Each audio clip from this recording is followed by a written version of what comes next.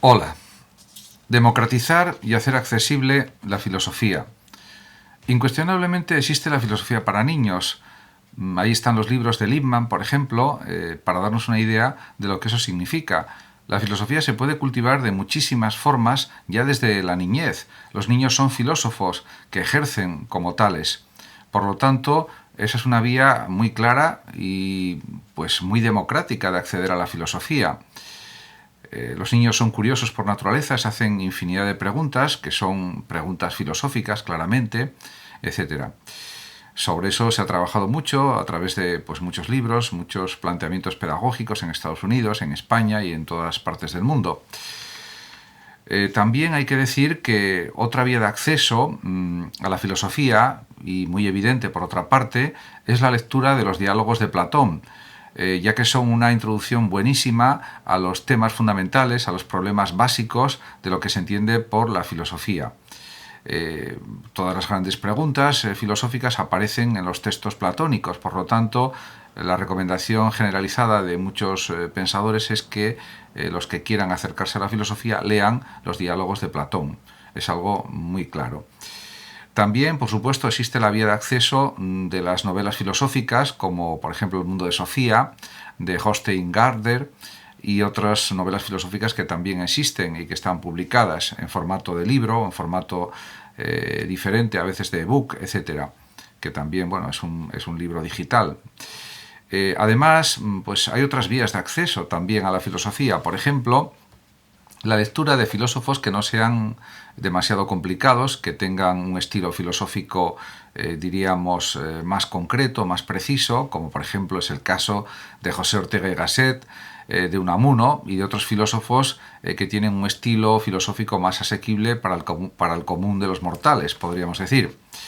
Pero es que, además, también se puede comenzar leyendo filosofía por una gran diversidad de pensadores que han tratado temas filosóficos, como por ejemplo Albert Camus, con sus novelas filosóficas, con su teatro y con otros escritos, artículos, etcétera.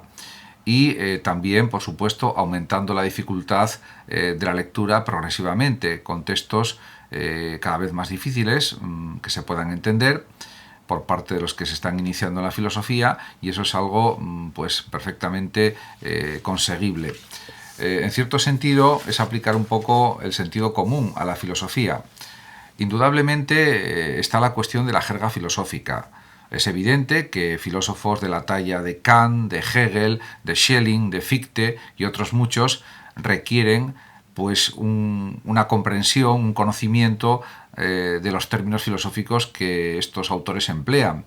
Lógicamente, por ejemplo, la enseñanza de Kant se plantea sobre todo en segundo de bachillerato en Historia de la Filosofía, aunque también se pueden dar análisis de la filosofía kantiana en primero de Filosofía, en Introducción a la Filosofía. En definitiva, cuando ya los lectores se enfrentan, o diríamos que intentan leer las grandes obras de los filósofos más complicados, podríamos decir, como es el caso, por ejemplo, de Kant, de Hegel, de Schelling y de otros filósofos, lo fundamental es aprender la estructura de sus teorías filosóficas, la jerga que utilizan, entender los términos especializados que emplean en sus obras, y a partir de ahí se va entendiendo cada vez mejor la obra de estos pensadores. De todas maneras, hay multitud de vídeos, de tutoriales, de libros de explicación de la filosofía de Kant, de la explicación de la filosofía de Schelling, de Hegel, etcétera, etcétera.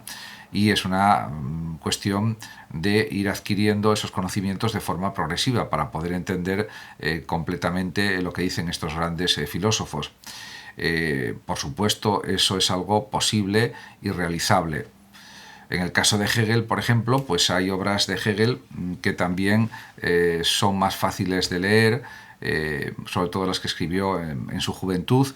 Incluso también hay muchos libros que explican la filosofía hegeliana en sus líneas fundamentales o esenciales, y hay libros también de análisis de la filosofía hegeliana que precisan de una manera extraordinariamente detallada los conceptos principales que utiliza Hegel en sus obras. Por lo tanto, esto se puede aplicar a cualquier filósofo, y en ese sentido es un conocimiento filosófico que es asequible sin ninguna duda. Además, también hay que recordar que Hegel, por ejemplo, pues, fue director del Gymnasium de Nuremberg durante pues, una serie de años en las que explicó Introducción a la Filosofía y también daba el discurso inaugural, por ejemplo, de los cursos y el discurso final del curso también, etc. En definitiva, que como se puede observar, pues hay una gran diversidad de pensadores y cada persona puede escoger los que más le gustan para leer, para entender, para reflexionar con ellos, etc. Se puede decir que pues, un libro es un cerebro que habla y los libros de los filósofos nos hablan a todos. Por supuesto, puede haber preferencias diversas en cuanto a las filosofías que más gustan o que menos gustan a unos o a otros. Eso es algo perfectamente comprensible. Además, también es evidente que la lectura de obras o tratados filosóficos o ensayos es algo que está al alcance de todos, en función del nivel de comprensión que cada lector haya alcanzado, diríamos, en el ámbito de la filosofía, y también en función del dominio del lenguaje que posea a la hora de entender textos más o menos complejos. Pero es que además hay que insistir en otro aspecto fundamental, y es algo clarísimo. La filosofía tiene distintos niveles de profundidad. Lo lógico es empezar por los niveles de profundidad, diríamos, que no son excesivos para la persona lectora, para el lector, ir subiendo en nivel de profundidad de una manera paulatina. Y por lo tanto, la filosofía pues, es evidente que está abierta a todos los posibles lectores que quieran entrar en ella. Además, también hay que decir que las reflexiones filosóficas se ejercitan leyendo, debatiendo, entendiendo, comprendiendo y expresándose. Indudablemente, leer filosofía no es una tarea, diríamos, tan sencilla, entre comillas, como leer una novela histórica, por ejemplo, como leer pues una novela policíaca, porque es verdad que las novelas en general usan pues un lenguaje natural, un lenguaje cotidiano que es mucho más fácil de entender que el lenguaje filosófico, que a veces puede ser considerado como abstruso, y lo es en muchas ocasiones, pero también es evidente que, como ya señalé, en las obras de Ortega y Gasset, de Unamuno y de otros muchos filósofos, o novelistas que escriben también pues, novelas filosóficas, se puede entender perfectamente lo que dicen, lo que expresan, y además sirven para que reflexione cada lector. En ese sentido, diríamos que la diversidad de la filosofía existente, que es inmensa, facilita la labor lectora. Por lo tanto, a mi juicio, no se trata tanto de que haya que explicar cada página, por ejemplo, de la crítica de la razón pura de una manera minuciosísima, que se puede hacer, por supuesto, sino de que cada lector también se esfuerce en entender y comprender cada frase de cada filósofo en cada página, en cada libro. Y aunque esto puede parecer una tarea muy ardua, muy difícil, no lo es tanto. Es una cuestión de acostumbrarse, de usar el diccionario, de aprender vocablos filosóficos.